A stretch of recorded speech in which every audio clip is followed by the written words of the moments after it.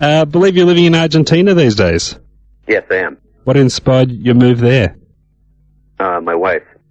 She's full of inspiration. She's from there, and she got a job down there, and she had lived outside of her country, Argentina, for about 15 years and missed it. And so, seeing as how I can live anywhere, we decided to move there. It hasn't made things difficult conducting your career away from the major music capitals at all? No, it hasn't been particularly difficult.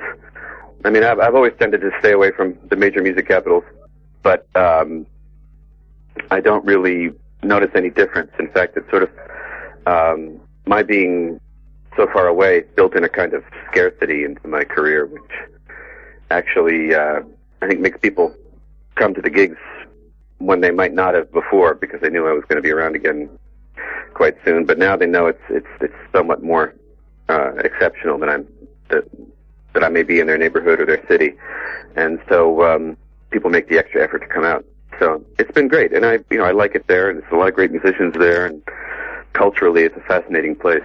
So it hasn't been in any way a disadvantage to my career. Just go back to your early days. I believe you used to be in a band with another great songwriter, John Gorka. Is that right? That's correct. Tell us a little bit about that band. Well, it was called the Razzie Spasm Band, incredibly enough, and that was Gorka who came up with that name, although it was based upon an old New Orleans jazz band called the Razzie Spasm Band. Actually, it wasn't based upon it. It was a direct copy of the name. He wanted to call it the New Razzie Spasm Band, but that seemed a little bit unwieldy. And so we played a mixture of things. Nobody wrote songs in the band at that time, neither Gorka nor I. Although Gorka was thinking about writing songs, and he might have written some, but we didn't really play any of them. And we played gospel bluegrass, we played blues, we played pop songs, we played a couple Rolling Stones songs. I played the electric guitar. Gorka played the acoustic guitar and the banjo and sang. And it was a very, very loose association. But we had a lot of fun. We played at a place called Earl's every Saturday night, which was a biker bar on the south side of Bethlehem, Pennsylvania. So he's playing in that band. Were you thinking of music as a career point at this stage? No, not at all. In fact, I didn't think of music as a career until quite recently. It always seemed like a pretty crazy way to make a living, and I never thought of myself as well. In those days, I was a guitar player. I didn't write any songs, as I said, and I was okay, but I wasn't certainly. I mean, anything approaching a professional studio musician. I mean, I had no illusions about being able to make a living as a guitar player, and seeing as how I hadn't really ever sung very much or written any songs, it's just the idea of being a musician. I might as well have been a welder. I mean, I knew just as little about welding, and it was only when I started writing songs about 12, 13 years later that I started thinking about being a professional musician. But even then, that took quite a few years because you write a couple of good songs, and that it doesn't automatically suggest to you that you should become a professional songwriter. I mean, lots of people paint a couple of pictures, doesn't mean they should become painters. So it took a long time before I really settled into it as a profession, as something that I did. I was constantly looking around for something else to do, thinking that this was just a side show for a while, and I think somewhere in the back of my head I probably still think that. You spent some time in Europe and busking in Paris, I believe. How tough existence was that? Oh, it was. It's very tough to play in the streets, above ground. I found it much easier to play below ground in the subway, mainly because the acoustics are good and sound carries better. So it's easier to attract an audience, and also just from the point of view of vanity, one sounds better. So, to oneself. And And, you know, so we used to I had a couple of friends that I met while I was there, and we had a couple of corners that we played on, and but most of the time we played in the subway trains in Paris. We'd jump in before the doors closed, and we'd sing a song for a couple of stops, and then we'd pass the hat to the captive audience. And, which was, you know, I felt kind of bad about because they were captive, but at the same time, you know, we didn't sound too terrible. We generally sang Knocking on Heaven's Door in 3-part harmony. And I did pretty well. You know, I learned a little French and made enough money to eat, and so it was a good experience. Is there anything you took from those busking days that helped you in later years in terms of your stage manner or communicating with an audience? No, not really, because I was very, very shy at that point with the audiences, and I didn't really get over that until a number of years into my career, and that's why it was hard for me to play outside, because I wasn't very good at lighting myself on fire, which is basically what you have to do. Although perhaps I shouldn't use that particular example in referring to Paris these days, but it, you know, I don't attract attention to myself. You know, I don't, you know, if you're playing in the street and you're just standing there and people are walking by and they're trying to get somewhere else, you got to give them a reason to stop. And I just wanted to sing the songs, and, you know, if they happen to stop, great. You know, if they don't, well, that's okay too. You just go right ahead, do what you're going to do. But a good street musician needs to really just command the situation, and I was never particularly good at that. And so I didn't learn anything about how to interact with an audience until much later. I wouldn't want to say I made a career out of being a street musician either. It was, you know, it was a few months thing that I did after I got out of college.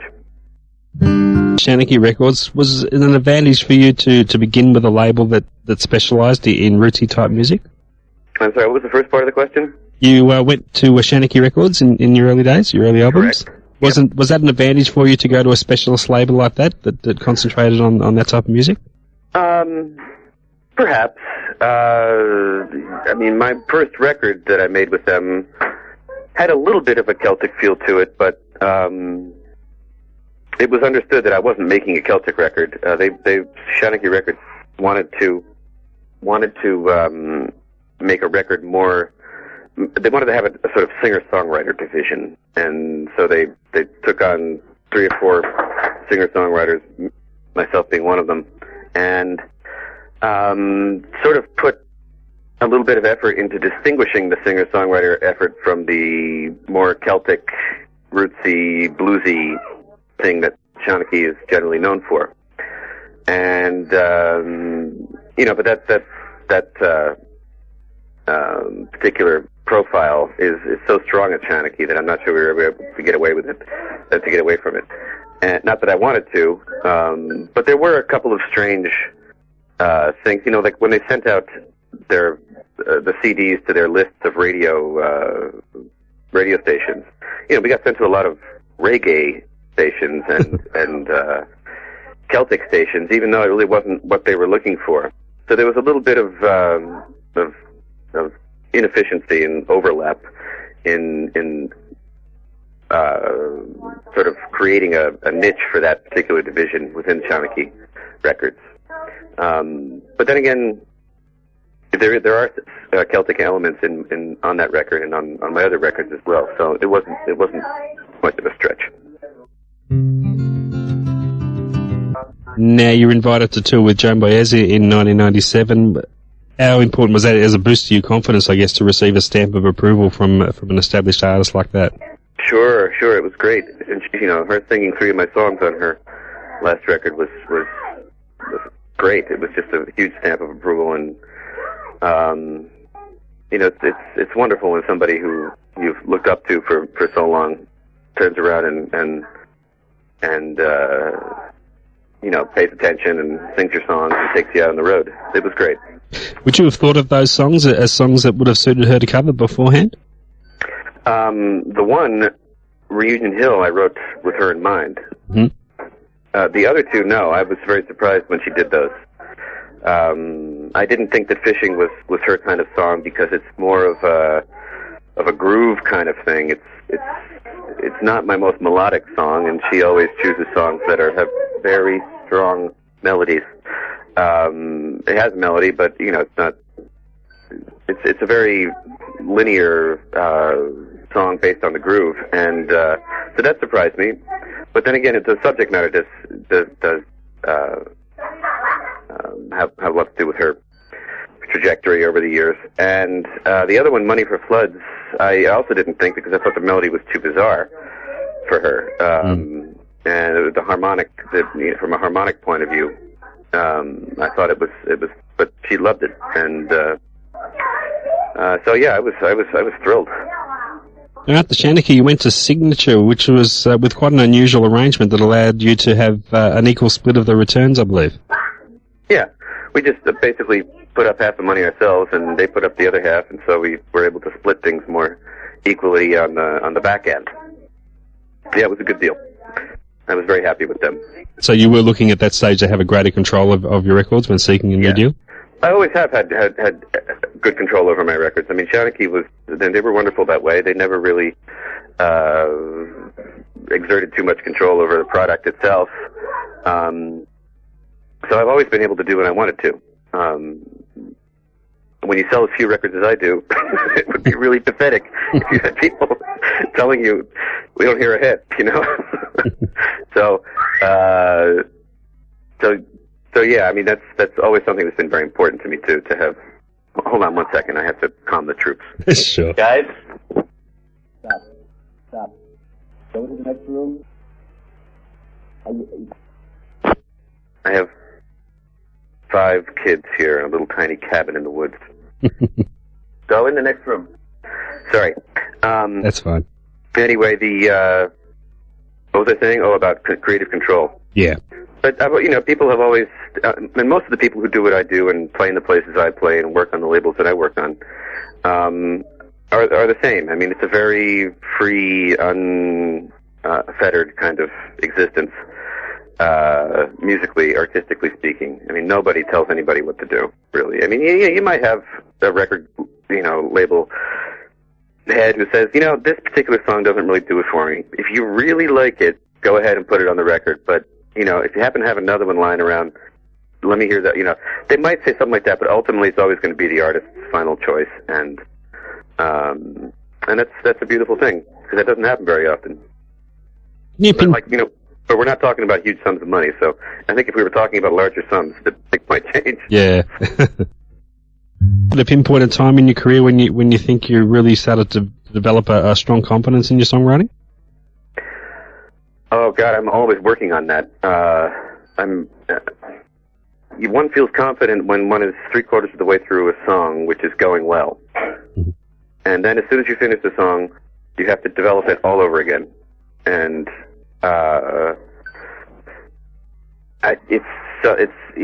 there must be some residual confidence that carries over from song to song or from record to record. But in general, my experience is that it is always that I always begin from square one.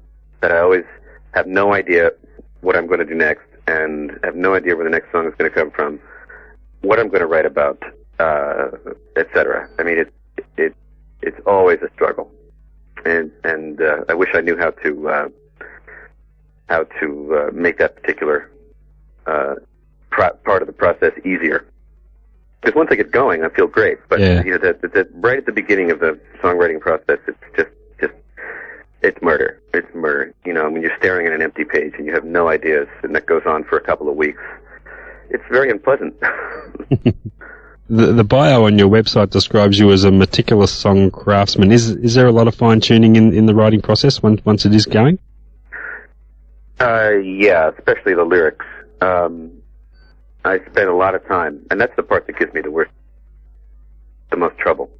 But that's also the part that I spend most time obsessing about, even after I've got a whole set of verses and choruses or whatever. I spend a lot of time tinkering after that and trying to make the words as useful as possible in the context of the song, so that the lines and the words and the verses do they all do a lot of work. They all carry their weight. Because, you don't have a lot of time in a song, and sometimes I'm trying to say a lot of things or describe a lot of things, and so you have to make things count. And so I spent a lot of time just making it more dense and making the words serve their purpose and carry their weight. So yeah, I spent an enormous amount of time editing. But the other thing about editing is that that's the most fun, because you've got a good song, and so just tinkering with it is immensely fun, and also puts off the moment where you're going to have to start all over again. that unpleasantness that I referred to earlier. Yeah. On the site, it also mentions that you've been known to write songs in your car. Oh, I wrote a couple. I wouldn't say I've written a whole lot. I get lots of ideas in the car. Car's great for ideas, but it's not very conducive to execution. You can't really, fine-tune a verse in the car. At least I can't. But it's great for ideas. I just carry a legal pad with me or a voice recorder, and I just come up with all kinds of ideas, basically, for songs. And melodies. There's something transfixing and meditative about staring straight ahead and on a highway. So yeah. But I don't ever finish any songs in cars. You have a bit of a reputation for being able to write songs from the point of view of others and putting yourself in their shoes, so to speak. Do you have to be in a certain frame of mind to write a song like that? Yeah, I need to have a Ouija board, and I need to. No, I don't. I need to be in a strange frame of mind to write from my own point of view. Is what I need to be able to do. To write a confessional song, I need to be in a strange state of mind. I need to be sick, for example. I need to be like convalescing with a fever. Then I write songs from a personal point of view. But my natural state is to write songs from the point of view of other people, and I have no idea why. But that's a device. I mean, I don't think I'm ever really writing from the point of view of anybody else. I'm always writing from my own point of view. It's just that I choose other people to say what I want to say. Are you very self-critical of your own work? Are you a harsh judge of yourself? Oh my God, it's impossible. I hate myself. Yeah, I'm very, very critical, and that goes back to what I referred to earlier, is the songwriting process at its beginning is, I think, partially so difficult, or largely so difficult, because I am so critical of myself and so inclined to reject things that pop up at first. If they don't pass muster, of course, how often does something which just pops into your head, how often is that as good as the best thing you've written? Never. But and I should be able to accept that, but it's very hard for me. I'm very I'm very vain, and the idea of writing something which is even if nobody's looking and it's a yellow pad that it's a legal pad that I'm gonna throw into the garbage soon. It's very difficult for me to get stuff past the censor. Deadlines I've found help. Uh-huh. Has the move to Argentina had any effect on your writing at all? Have you found being in a different environment has found yourself writing more or less, or in different ways? Well, yeah. At first, I didn't write anything at all because it was just such a huge change. I was studying Spanish. We were moving, so I didn't write a song for about a year. Wow. And I continued touring. I had a record out anyway, and then I was making another record, a live record, and so I just laid off writing completely. And I wrote a few things, but I didn't like. There weren't anything that I wanted to play in front of anybody else. And now I'm all acclimated and I learn the language, and we moved into our house permanently, and it's time to make another record. So I've been writing a lot recently, and the record's pretty much done from the writing point of view. And I found that although musically I'm not picking up on the Argentine atmosphere, it's lyrically I am a little bit, and that I think some of the songs have have to do with what it's like to be living outside of one's country, especially now. And so there is, but it's subtle. It's not like I'm like, oh, woe is me, I'm an expatriate, and it's nothing like that. It's more subtle. It's there's a song about a stowaway on a boat from Argentina to Miami, and there's a couple of other things that I think as subtext have the fact that I live away from the U.S. now, as elements. But it's nothing overt. It's more like a subtext. There are songs I wouldn't have written had I not moved to Argentina, but there's nothing overtly Argentine about them.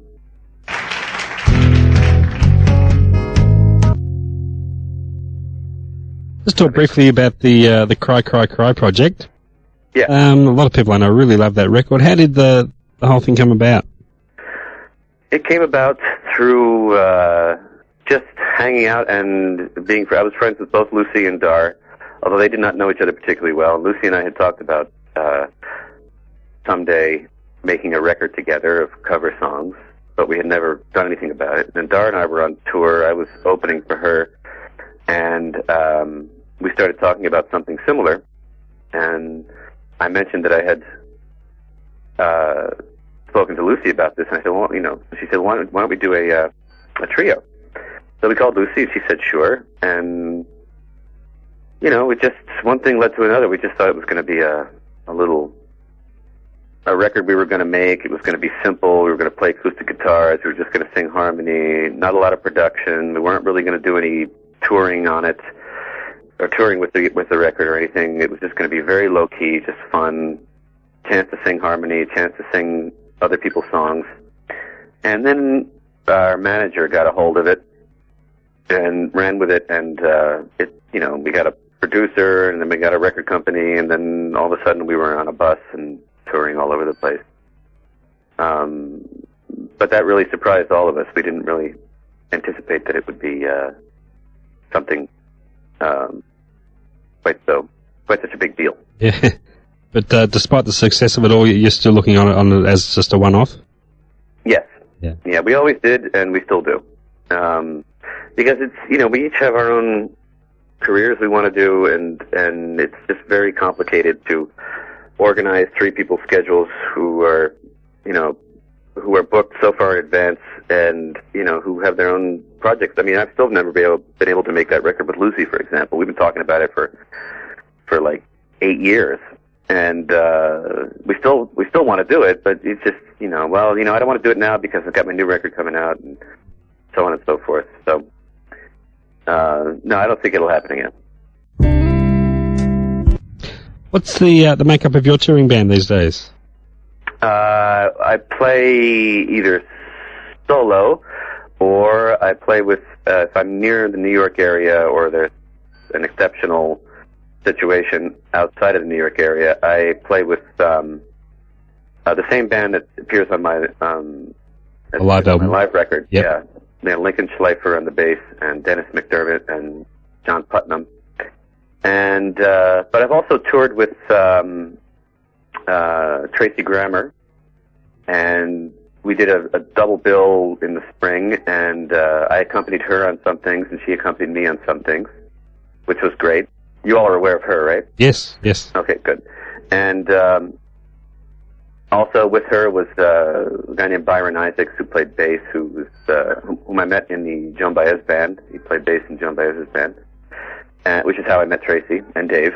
And so I have my main band, and then I have other people that are that I hook up with sometimes. Although I wouldn't want to say that Tracy's in my band. That certainly is not the case. If we happen to do double bills together, then we each accompany each other. But we'll see each other this weekend probably at the Falcon Ridge Folk Festival. Mm-hmm. Hopefully she'll sit in on a couple of songs, and maybe I'll do the same. So there's a few people I play with that are sort of beyond the core band. And just to wind up, Richard, you mentioned you've got enough songs in the can just about for a new album. What sort of time frame are you looking at there to get that out? I would like it to come out this coming winter, Northern Hemisphere winter. February, perhaps. It means it has to be done by the end of September, middle of October. And so far we should be on track for that. But I want to record it in Argentina. There's a lot of great musicians in Argentina, a lot of great studios, but it's complicated because I'm not as sure-footed in terms of who to talk to and where to go. Yeah. So, but I have started recording some things down there, and it sounds good so far. Fantastic. We look forward to that. Thank you. And thank you so much for your time, and hopefully once the new album's out and about, we'd love to see you down in Australia. We've got a great series of folk festivals down here. We're sure we could find a slot for you without any problem at all. Down in really well. You know, I really hope you're right, because I would love to visit Australia. My friend James Keelahan, who I believe lives down there now, doesn't he? Does he really? I didn't know that. I know he was down here recently, yeah. Last I heard, he had moved to Australia, so he keeps telling me it's a great place, and you know, so I'd love to visit. Lovely. I hope we can work something out. Okay. Okay, best of luck, Richard. Thanks again for your time. Yeah, thank you for calling. And we'll catch up again real soon. Okay. All the best. All right, bye-bye. Bye.